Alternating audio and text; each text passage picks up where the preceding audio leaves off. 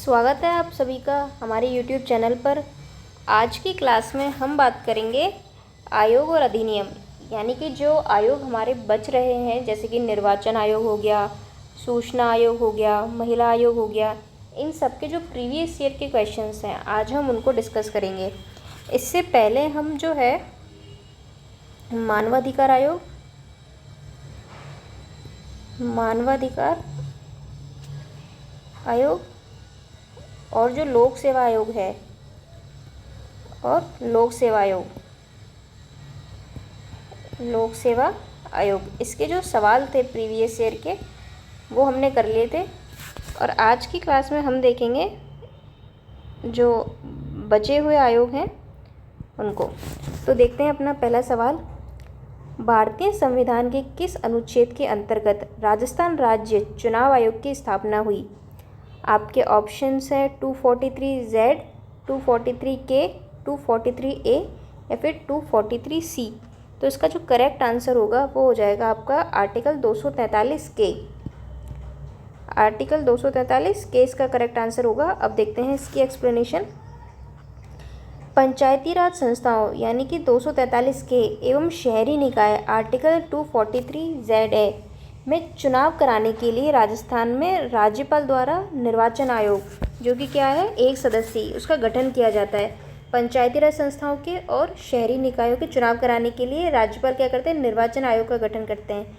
और 73वां संविधान संशोधन अधिनियम द्वारा स्थापित संविधान का अनुच्छेद 243 यानी कि के, आप इसको याद रखिए, ये व्यवस्था करता है कि पंचायतों के लिए कराए जाने वाले सभी निर्वाचनों के लिए जो निर्वाचक नामावली तैयार कराने का और उन सभी निर्वाचनों के संचालन का अधीक्षण, क्या चीज़, अधीक्षण, निर्देशन और नियंत्रण एक राज्य निर्वाचन आयोग में निहित होगा, जिसमें क्या होगा, एक तो राज्य निर्वाचन आयुक्त होगा जो राज्यपाल द्वारा नियुक्त किया जाएगा।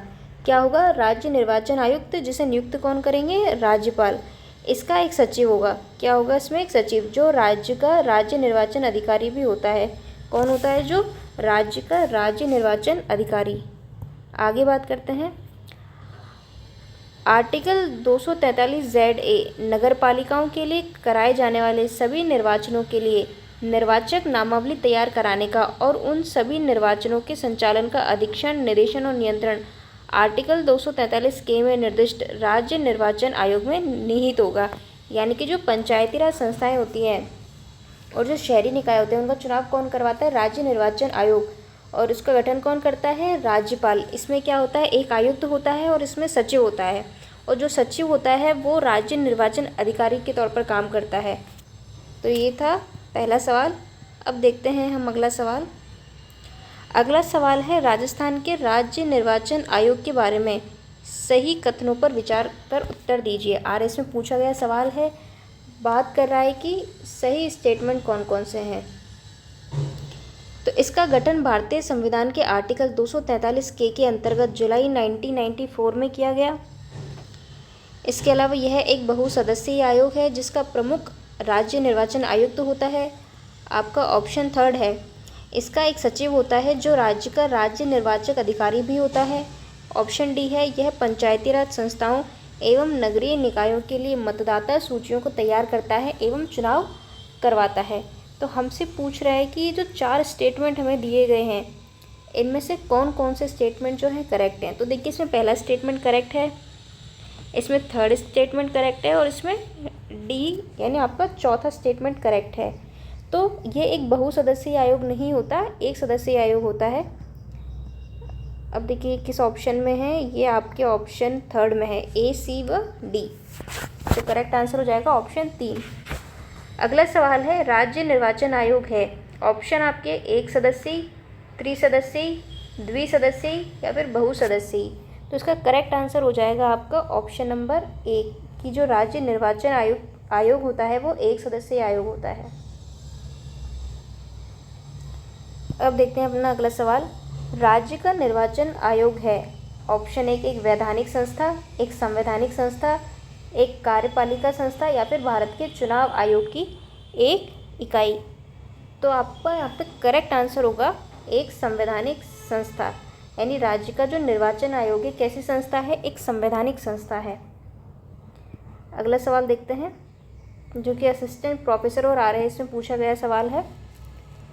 तो यहाँ पर भी आपको देखिए 3 स्टेटमेंट दिए गए हैं और पूछा है कि कौन कौन से स्टेटमेंट जो है क्या है, सही है। तो आपका सवाल है राजस्थान राज्य निर्वाचन आयोग के संबंध में कौन सा जो स्टेटमेंट है वो सही है।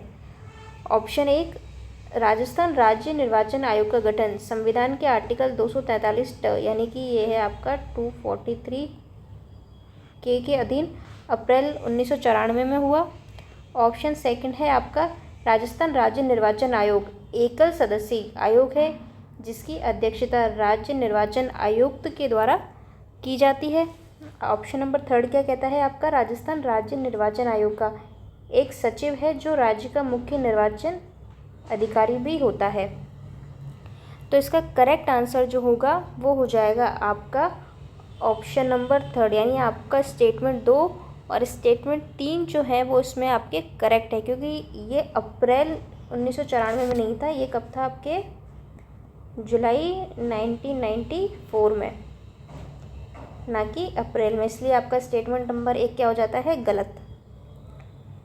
अगला सवाल देखते हैं। अगला सवाल है राज्य निर्वाचन आयोग के बारे में निम्न कथनों पर विचार कीजिए एवं सही निर्णय का चुनाव कीजिए। तो पटवार में पूछा गया सवाल है ये। तो इसमें देखिए वही 3 स्टेटमेंट हमें दिए गए हैं, हमें बताना है कि कौन कौन से स्टेटमेंट जो है वो सही है। पहला है राज्य की पंचायतों एवं नगर पालिकाओं के चुनावों के लिए निर्वाचन सूची तैयार करना। तो राज्य निर्वाचन आयोग के बारे में हमसे यहाँ पे बात कर रहा है, तो हमें पहला स्टेटमेंट दिया है कि राज्य की जो पंचायतें हैं और नगर पालिकाओं के चुनाव के लिए निर्वाचन सूची तैयार करना। दूसरा, पंचायतों एवं नगर पालिकाओं के चुनाव संपन्न कराना। आपका ऑप्शन नंबर 3 है भारतीय निर्वाचन आयोग द्वारा प्रस्तुत निर्वाचन सूची चयन और तैयार करने का कार्य। तो इसका जो करेक्ट आंसर होगा आपका हो जाएगा ऑप्शन नंबर 3, 1 और 2, यानी कि इसमें पहला और दूसरा स्टेटमेंट भी ही क्या है, सही है। अब देखते हैं, हम चलते हैं अपनी अगली स्लाइड पर और हमारा अगला सवाल है राजस्थान राज्य निर्वाचन आयोग का गठन कब हुआ। तो हमसे पूछ रहा है कि राज्य का जो निर्वाचन आयोग है उसका गठन कब हुआ।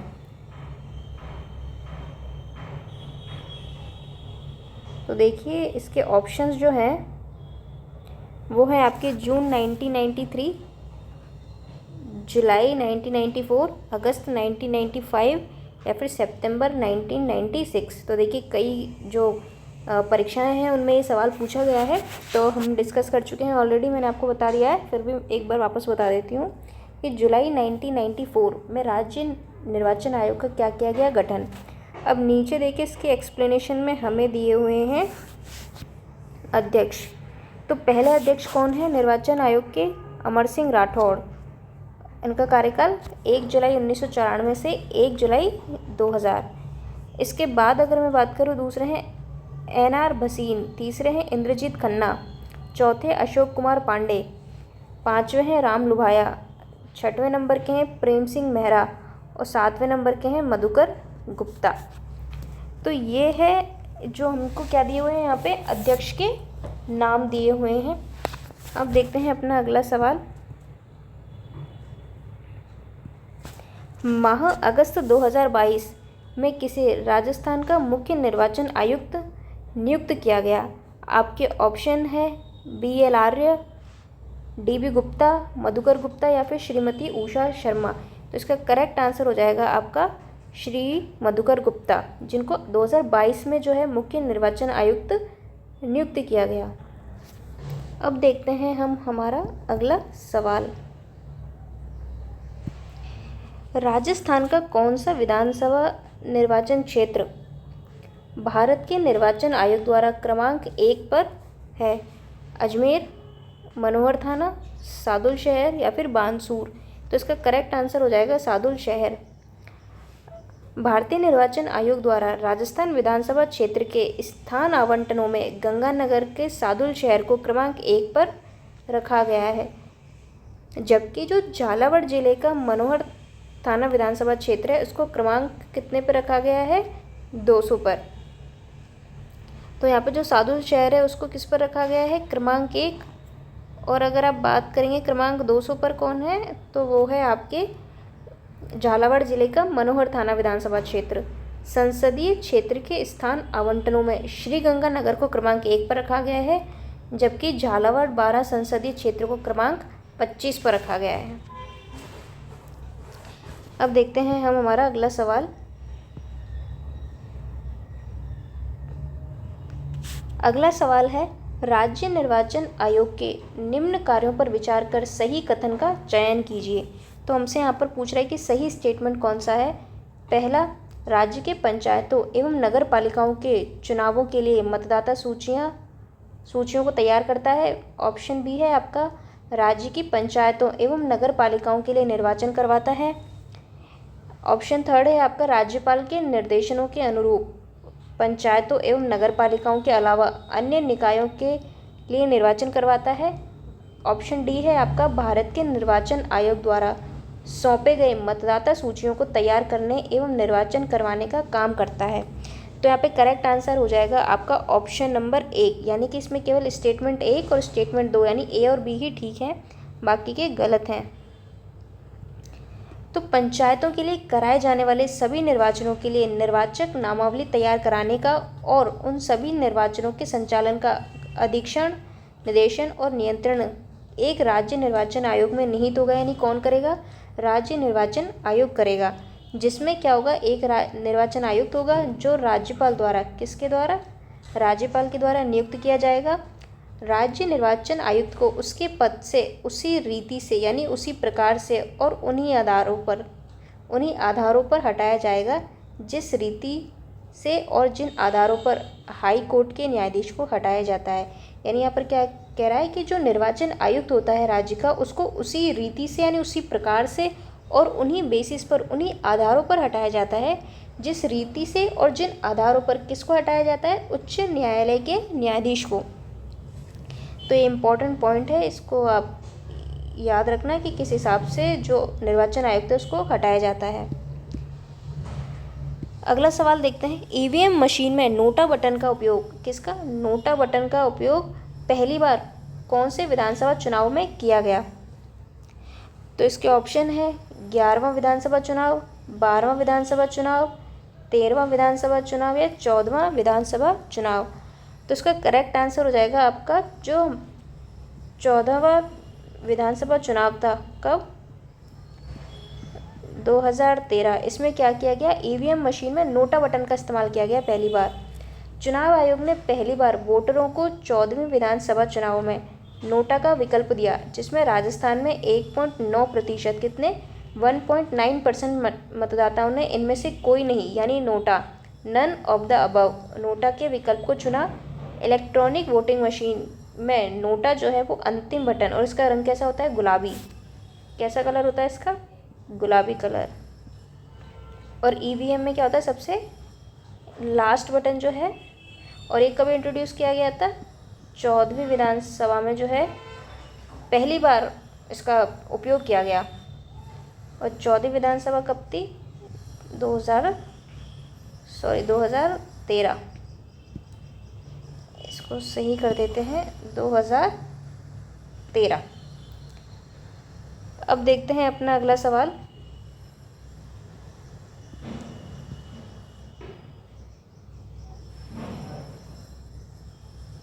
इसको इधर कर देते हैं। अब देखते हैं, तो यहाँ पर तो अब तक हम बात कर रहे थे निर्वाचन आयोग की, राज्य के निर्वाचन आयोग की। अब जो हमारे सवाल शुरू हो रहे हैं वो किसके हैं, आपके वित्त आयोग के।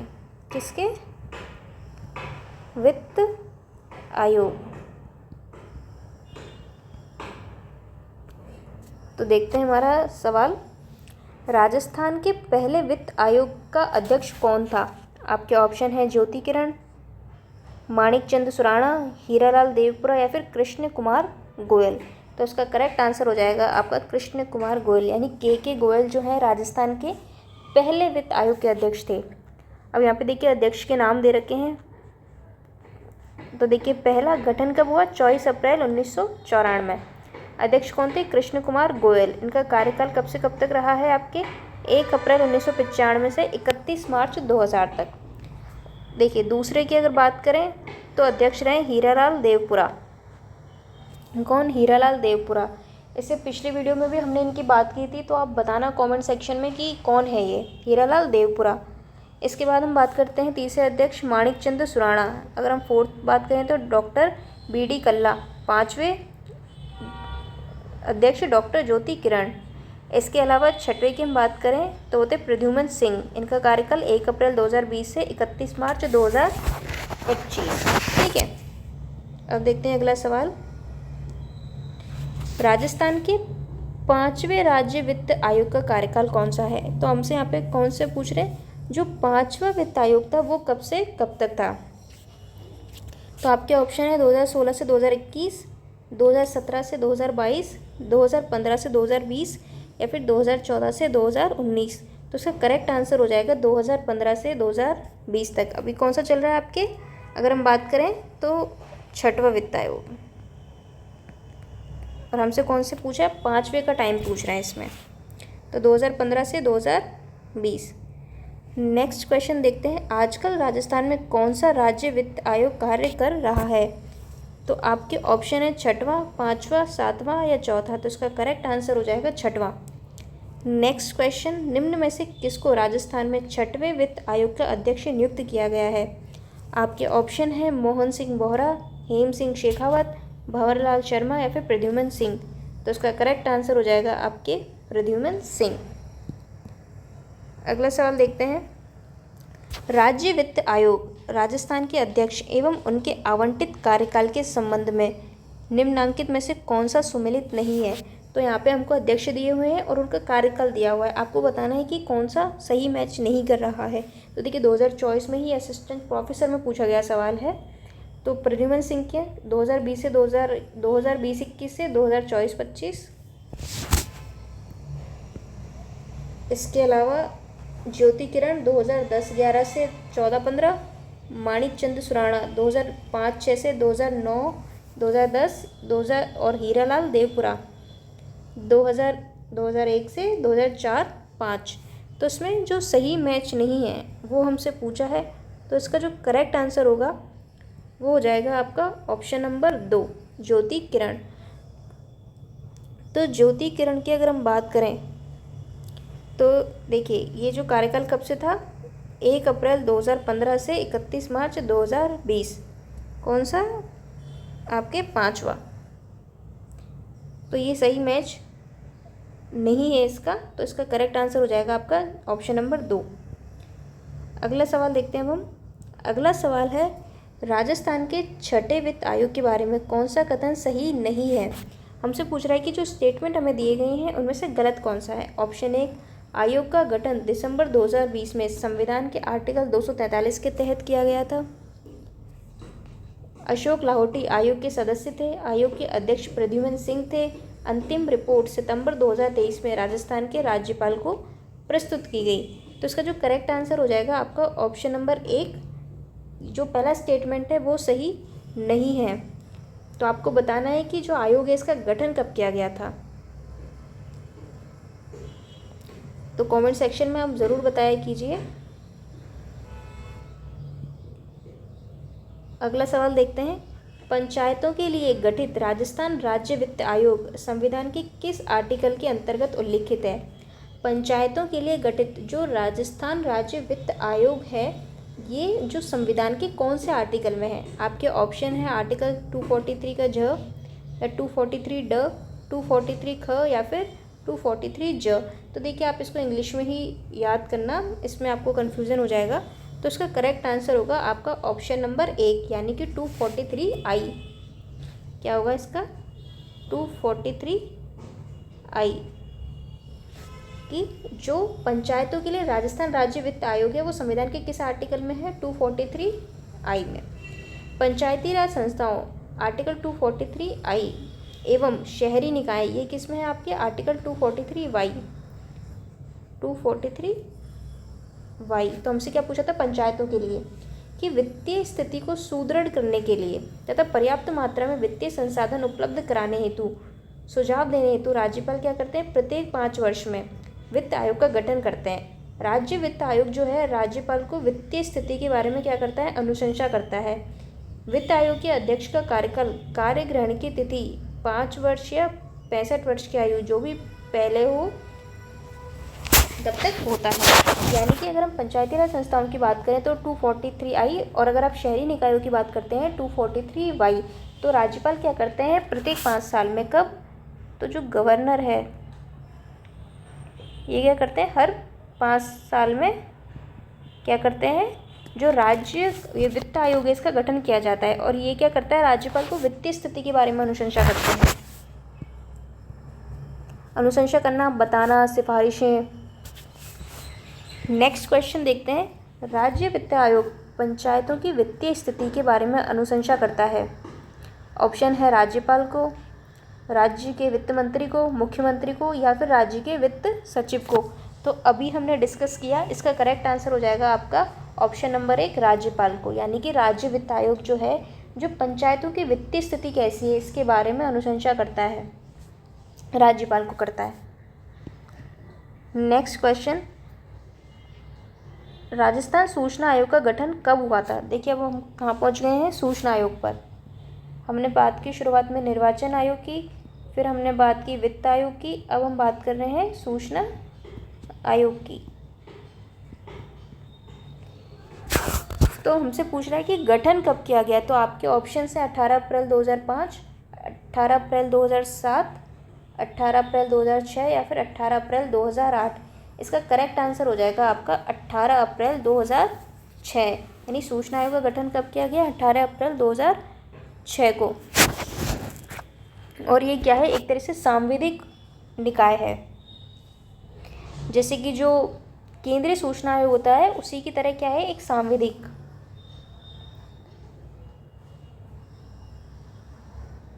चलते हैं अपनी अगली स्लाइड पर।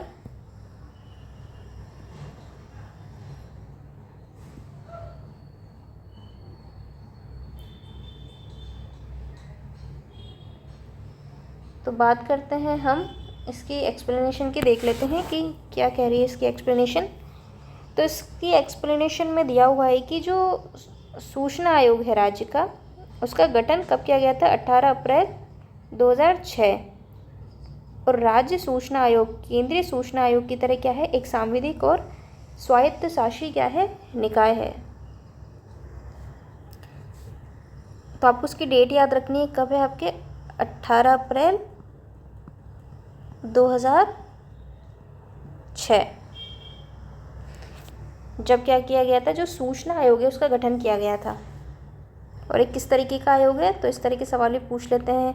तो ये है सांविधिक और स्वायत्तशासी निकाय। देखिए जो किसी एक्ट के थ्रू बनते हैं उनको सांविधिक बोलते हैं, और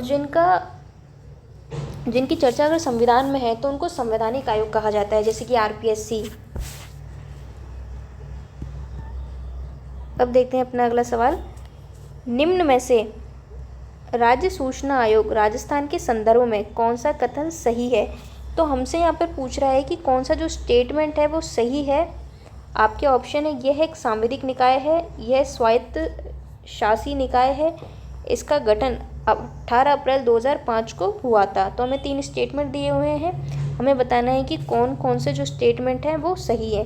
तो देखिए अभी हमने बात की सांविधिक निकाय है, स्वायत्त शासी निकाय है, लेकिन अप्रैल 2005 में गठन नहीं हुआ, इसका कब हुआ था, 2006 में। तो यहाँ पे आपका ऑप्शन सेकंड जो है वो सही आंसर हो जाएगा। अगला सवाल, राजस्थान राज्य के प्रथम मुख्य सूचना आयुक्त कौन थे। क्या पूछ रहा है, पहले मुख्य सूचना आयुक्त। आपके ऑप्शंस हैं NK जैन, अमरजीत सिंह, MD कौरानी या फिर इंद्रजीत खन्ना। तो इसका करेक्ट आंसर हो जाएगा MD कौरानी। तो यहाँ पर सूचना आयोग के अध्यक्ष दिए गए हैं। तो देखिए 2006 को गठन हुआ था, तो पहले अध्यक्ष कौन है, MD कौरानी। सेकंड की अगर हम बात करें तो T श्रीनिवासन। थर्ड की अगर बात करें तो सुरेश कुमार चौधरी। चतुर्थ की बात करें तो देवेंद्र भूषण गुप्ता। कब तक, 2020। और पाँचवें मोहनलाल लाठर, 9 जुलाई 2024 से इनका कार्यकाल चल रहा है। तो कौन कौन, MD कौरानी, श्रीनिवासन, सुरेश कुमार चौधरी, देवेंद्र भूषण गुप्ता और मोहनलाल लाठर। तो देखिए थोड़े से ही अध्यक्ष हैं, क्योंकि 2006 में तो इसका गठन हुआ ही था, तो आप इनको ज़रूर याद कर रहे हैं। हो सकता है कि पूछ ले कि कौन नहीं है। नेक्स्ट क्वेश्चन, कौन सा एक राज्य मुख्य सूचना आयुक्त एवं राज्य सूचना आयुक्त की नियुक्ति के लिए गठित समिति का सदस्य नहीं होता? आपके ऑप्शन है राज्य का मुख्यमंत्री जो समिति का मुखिया होता है, राज्यपाल द्वारा नाम निर्देशित उच्च न्यायालय का एक न्यायाधीश, राज्य विधानसभा में विरोधी दल का नेता, या फिर मुख्यमंत्री द्वारा नाम निर्देशित एक मंडलीय मंत्री। तो यहाँ पर हमसे पूछा गया है कि जो राज्य का मुख्य सूचना आयुक्त होता है और राज्य सूचना आयुक्त की जो नियुक्ति की जाती है उसके लिए एक समिति बनती है, उसमें मेंबर कौन नहीं होता। तो इसका करेक्ट आंसर, तो इसका जो सही आंसर हो जाएगा आपके ऑप्शन नंबर 2, यानी कि राज्यपाल द्वारा नाम निर्देशित हाई कोर्ट का एक न्यायाधीश जो होता है इस कमेटी का मेंबर नहीं होता। अब हम बात करते हैं इसकी एक्सप्लेनेशन की। देखिए राज्य सूचना आयोग तो अधिनियम की कौन सी धारा है? धारा 15 के तहत इसका गठन है, तो इसको भी आप ज़रूर याद करें। धारा 15, राज्य सूचना आयोग केंद्रीय सूचना आयोग की तरह क्या है? एक सांविधिक और स्वायत्तशासी निकाय है। राज्य सूचना आयोग में एक क्या होता है? राज्य मुख्य सूचना आयुक्त एवं आवश्यकता अनुसार अधिकतम कितने हो सकते हैं? 10, यानी एक तो कौन होते हैं? मुख्य सूचना आयुक्त, और अधिकतम कितने हो सकते हैं? इसमें 10 सूचना आयुक्त होंगे, जिनकी नियुक्ति कौन करेंगे? राज्यपाल द्वारा निम्नलिखित समिति की सिफारिश पर की जाएगी। यानी एक समिति बनती है, उसकी सिफारिश पर जो है नियुक्ति की जाती है। देखते हैं कि उस समिति में कौन कौन होता है। तो पहले कौन होते हैं इसमें? मुख्यमंत्री, जो क्या होते हैं? समिति के अध्यक्ष होते हैं। दूसरा, विधानसभा में क्या होते हैं? प्रतिपक्ष के नेता, विपक्ष के नेता कह लीजिए, प्रतिपक्ष के नेता कह लीजिए।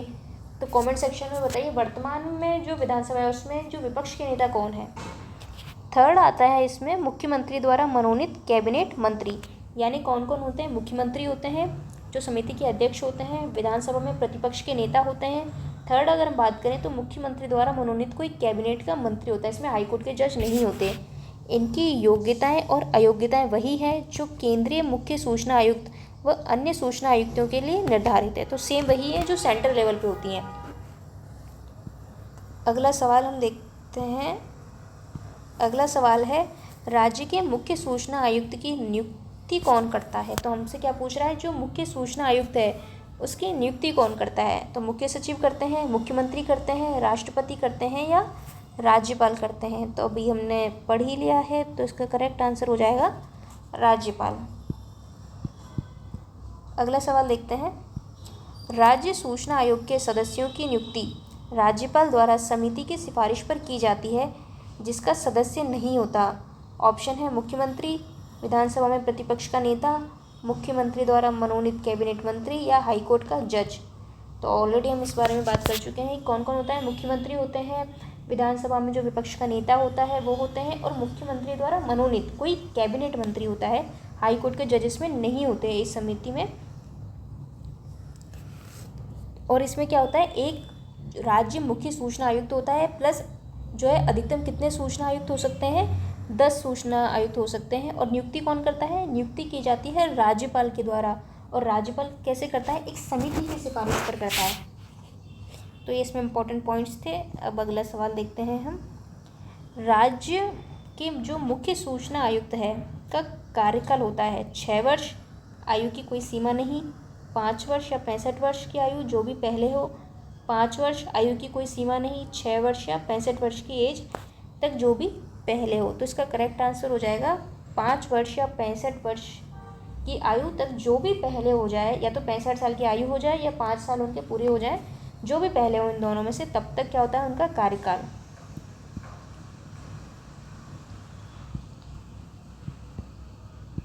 राजस्थान के मुख्य सूचना आयुक्त की पदावधि सभी के लिए पद ग्रहण की तिथि 5 साल या 65 वर्ष तक की आयु जो भी पहले हो।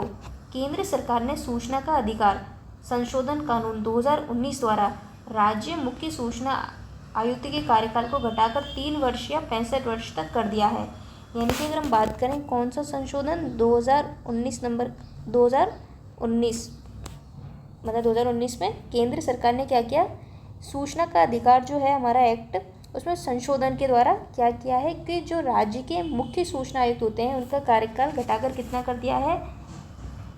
3 साल या 65 वर्ष। तो 65 तो सेम है, लेकिन 5 से कितना कर दिया है, 3। अब देखते हैं अगला सवाल। मुख्य सूचना आयुक्त या अन्य आयुक्तों को राज्य स्तर पर कौन हटा सकता है। अब यहाँ पर हमसे क्या पूछ रहा है कि जो मुख्य सूचना आयुक्त होता है या फिर अन्य जो आयुक्त होते हैं इसमें, उनको राज्य स्तर पर कौन हटा सकता है। आपके ऑप्शन है स्वयं राज्यपाल द्वारा, मुख्यमंत्री द्वारा राज्यपाल के नेतृत्व में गठित एक कमेटी की सिफारिश पर, राज्यपाल द्वारा मुख्यमंत्री के नेतृत्व में गठित एक समिति की सिफारिश पर। तो इसका करेक्ट आंसर हो जाएगा स्वयं राज्यपाल, यानी राज्य स्तर पर इनको हटा कौन सकता है, स्वयं खुद राज्यपाल। अब देखते हैं, अब चलते हैं अपनी अगली स्लाइड पर, आगे के सवाल सॉल्व करते हैं हम।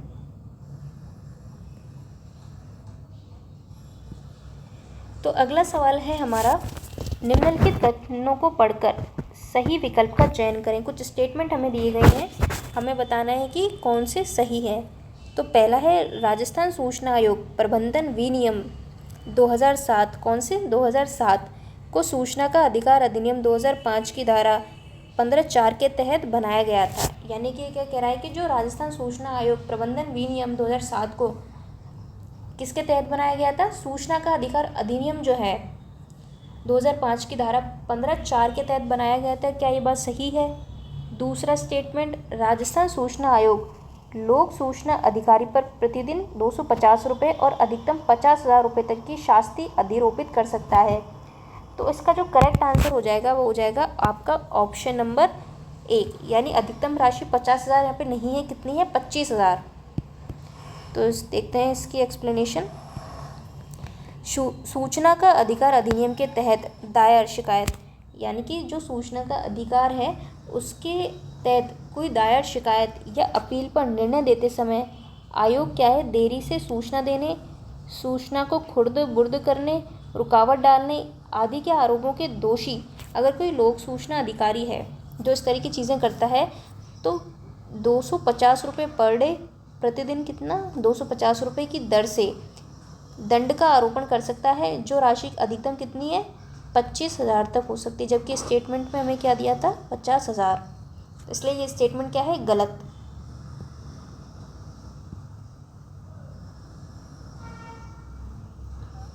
अब देखते हैं अगला सवाल।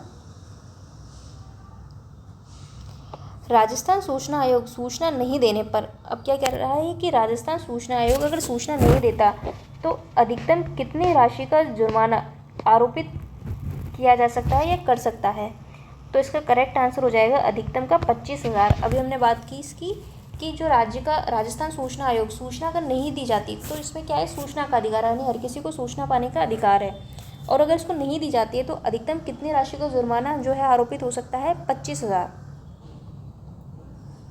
अगला सवाल देखते हैं, निम्न में से क्या सूचना का अधिकार अधिनियम 2005 की धारा 4 के अनुसार लोक प्राधिकारी की बाध्यता में शामिल नहीं है। यानी कौन सी बात जो है वो लोक प्राधिकारी की बाध्यता में शामिल नहीं है।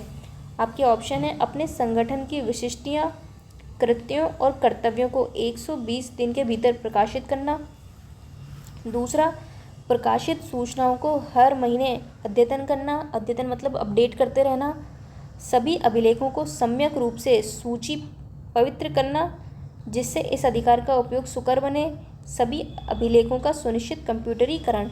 तो पूछ रहा है कि लोक प्राधिकारी इनमें से कौन सा काम जो है नहीं करता, तो उसका करेक्ट आंसर हो जाएगा ऑप्शन नंबर 2। अब होता क्या है कि 2005 की जो धारा 4 है उसके अंतर्गत जो लोक सूचना प्राधिकारी है ऐसी अन्य सूचना विहित की जाए प्रकाशित करेगा। तत्पश्चात इन प्रकाशनों को प्रत्येक वर्ष में, यहाँ पे क्या लिख रहा था आपके, हर महीने, जबकि है क्या है आपके प्रत्येक वर्ष में क्या करेगा, अद्यतन। अद्यतन का मतलब था अपडेट करेगा। तो आपका ऑप्शन सेकंड इसमें सही जवाब है। तो देखिए छोटे छोटे पॉइंट्स होते हैं जहाँ पर मिस्टेक हो जाती है, जहाँ पे हर महीने लिखा था जबकि क्या है हर वर्ष। तो थोड़ा ध्यान से आप स्टेटमेंट को पढ़ना। अब हम देखते हैं अगला सवाल। सूचना का अधिकार अधिनियम 2005 के तहत प्रत्येक सरकारी विभाग में इस हेतु नियुक्त प्राधिकारी है। आपके ऑप्शन है लोक सूचना आयुक्त, लोक सूचना सचिव, लोक सूचना अधिकारी या फिर लोक सूचना प्रशासक। यानी कि जो सूचना का अधिकार एक्ट आया था 2005 में, उसके तहत जो प्रत्येक सरकारी विभाग है उसमें किसे नियुक्त किया जाता है सूचना के लिए, तो उसमें नियुक्त किया जाता है लोक सूचना अधिकारी को। लोक सूचना अधिकारी की अगर हम बात करें तो सूचना का अधिकार अधिनियम की कौन सी धारा 5 की 1 के तहत लोक प्राधिकरण द्वारा, लोक प्राधिकरण का मतलब कोई भी सरकारी प्राधिकरण, सरकारी विभाग द्वारा उसकी प्रशासनिक इकाइयों या कार्यालयों में नियुक्त वे अधिकारी लोक सूचना अधिकारी कहे जाते हैं जिन्हें आवेदकों को, यानी जो आवेदन करते हैं को आवेदित सूचना, यानी जो सूचना वो चाहते हैं, उपलब्ध कराने का दायित्व सौंपा गया है। विभाग अध्यक्षों के अधीनस्थ वरिष्ठतम अधिकारी को, जो भी विभाग अध्यक्ष होते हैं उनके जो अधीनस्थ यानी उनके जो नीचे काम कर रहे हैं उसमें वरिष्ठतम अधिकारी को क्या किया जाता है, लोक सूचना अधिकारी नियुक्त किया जाता है। कौन सी धारा 5 की 1 के तहत क्या किया जाता है, जो लोक प्राधिकरण होते हैं उनकी जो प्रशासनिक इकाइयां हैं या कार्यालय हैं उनमें लोक सूचना अधिकारी को नियुक्त किया जाता है, और वो क्या करता है, जो आवेदक होते हैं उनके द्वारा आवेदित सूचना है, मांगी गई सूचना को उपलब्ध कराने का काम उनका होता है। और किसे चुना जाता है, जो विभाग अध्यक्ष होते हैं उनके नीचे जो काम कर रहे हैं उसमें भी सबसे जो वरिष्ठतम अधिकारी है उसको जो है लोक सूचना अधिकारी नियुक्त किया जाता है। अगला सवाल, तो अगला क्वेश्चन है हमारा, निम्नलिखित कथनों को पढ़िए। तो क्या करना है आपको, इन कथनों को पढ़ना है और सही कूट का चयन कीजिए, ये सही कूट चुनिए, सही बात बतानी है आपको। पहला स्टेटमेंट है आपका, सूचना के अधिकार अधिनियम 2005 का उद्देश्य प्रशासन में पारदर्शिता और उत्तरदायित्व लाना है। सेकंड, अरुणा राय ने उस आंदोलन का नेतृत्व किया जिसने सूचना के अधिकार अधिनियम के अधिनियमित होने का मार्ग प्रशस्त किया। तो यहाँ पर आपके दोनों स्टेटमेंट सही है। ये जो आंदोलन था जिसको लीड किया था अरुणा राय ने, तो इसके बाद जो है सूचना का अधिकार एक्ट आया 2005। और पहला जो आपके ऑप्शन दे रखा है कि इसका उद्देश्य क्या है, देखिए सूचना का उद्देश्य क्या होगा कि पारदर्शिता लाना, क्योंकि अब जो नागरिक हैं वो क्या कर सकते हैं, सूचना प्राप्त कर सकते हैं, किसी योजना की जानकारी ले सकते हैं, तो उनको मना नहीं किया जा सकता। तो क्या होगा, इससे पारदर्शिता, ट्रांसपेरेंसी आएगी, उत्तरदायित्व लाना इसका जो उद्देश्य है कि आपको बताना पड़ेगा। तो ऑब्वियस सी बात है ना कि उत्तरदायित्व का आएगा, एक जवाबदेही तय होगी। तो आमजन की सभी उपयोगी सूचनाओं तक पहुंच सुनिश्चित करने तथा उन्हें आसानी से उपलब्ध कराने के लिए सूचना का अधिकार अधिनियम 2005 दिनांक 15 जून 2005 से राजस्थान सहित संपूर्ण देश में प्रभावी हो गया। कब से, 15 जून 2005 से। इसके कुछ प्रावधान तुरंत तथा अधिकांश 12 अक्टूबर 2005 से लागू किए गए, यानी कि कुछ प्रावधान तो तुरंत और कुछ को 12 अक्टूबर 2005 से लागू किया गया। अगला सवाल देखते हैं हम, सूचना का अधिकार अधिनियम 2005 की किस धारा के अंतर्गत राजस्थान के लोक अधिकारी पर राजस्थान राज्य सूचना आयोग का आदेश बाध्यकारी होगा। इसका करेक्ट आंसर क्या होगा, पहला ऑप्शन देख लेते हैं, 19/4, 19/5, 19/6 या 19/7।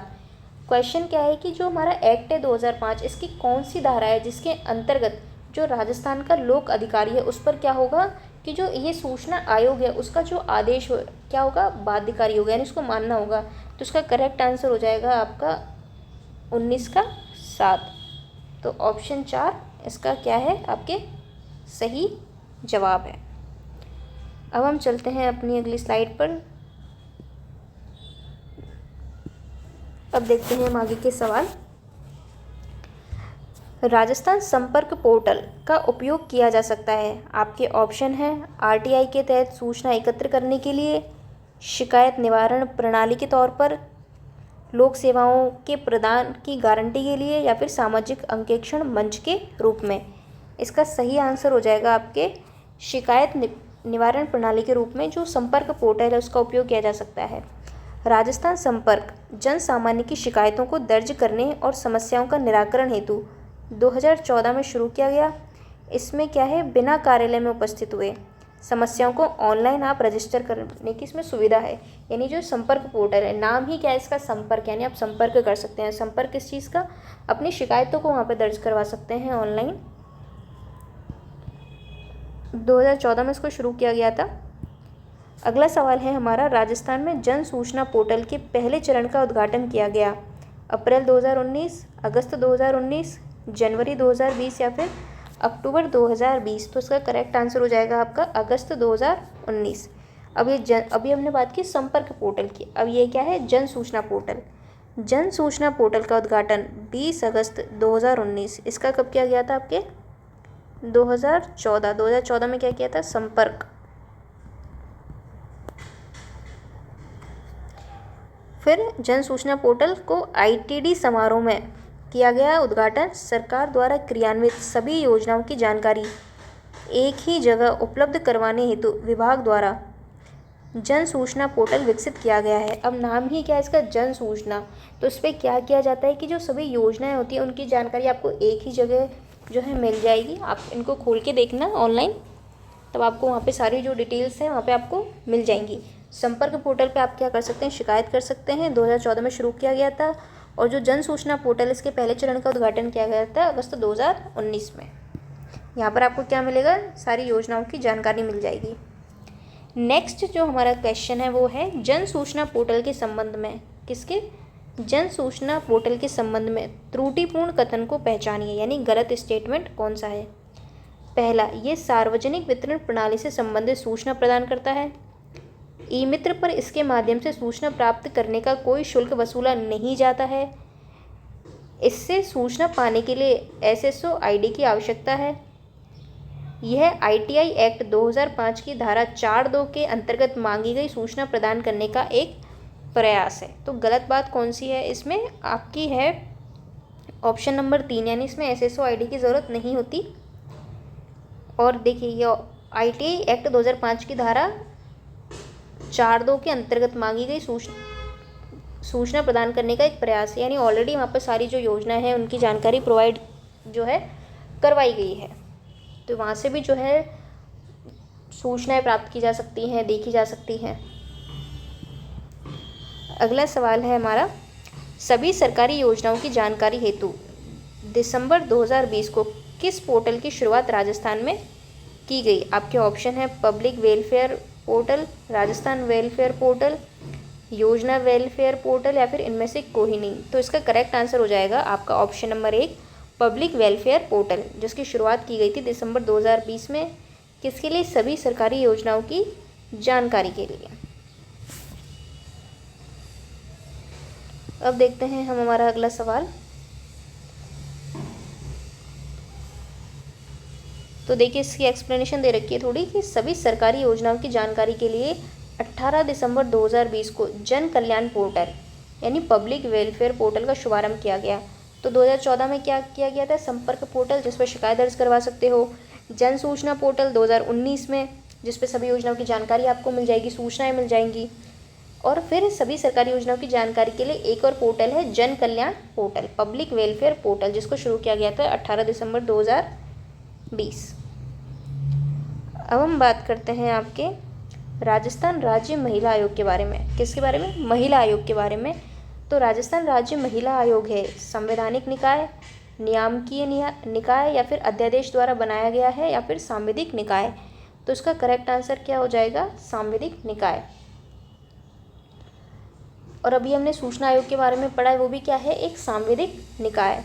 राजस्थान में राज्य महिला आयोग की स्थापना के लिए राज्य सरकार द्वारा 23 अप्रैल 1999 कब 23 अप्रैल 1999 को एक विधेयक राज्य की विधानसभा में प्रस्तुत किया गया। कब, 23 अप्रैल को। इस विधेयक के पारित हो जाने पर 15 मई 1999 को राज्य सरकार द्वारा एक नोटिफिकेशन जारी करके सांविधिक निकाय राजस्थान राज्य महिला आयोग का गठन किया गया। किसका, तो विधानसभा में कब आया था ये आपके 23 अप्रैल 1999, ठीक है। और इसके बाद पारित हो जाने पर कब एक अधिसूचना कब आई इसकी, फिर 15 मई 1999। और ये क्या है, एक सांविधिक निकाय है। इसमें क्या होता है, एक अध्यक्ष और 3 सदस्य।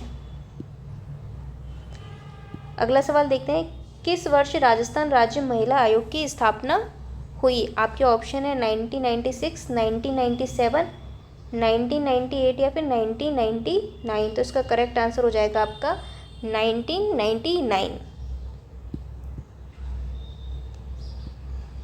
अब देखते हैं अपना अगला सवाल।